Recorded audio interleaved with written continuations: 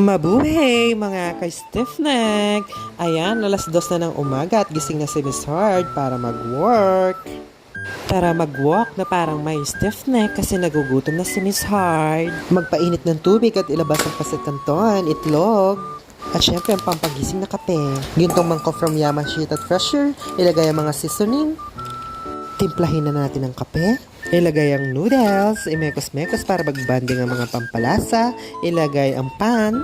Viola, ready na ang pancit canton ni Miss Hard. I-flex natin ang bagong table ni Miss Hard. Digulong at dipihit. Bugs lagot. Sosyalin. Kaya check out na sa Yellow Basket. Ayan, nag-login na si Miss Hard. Pero lafangin muna natin ang pancit canton. EDD1, size 10 black gamusa. Audio and camera check. Ready na mag-work.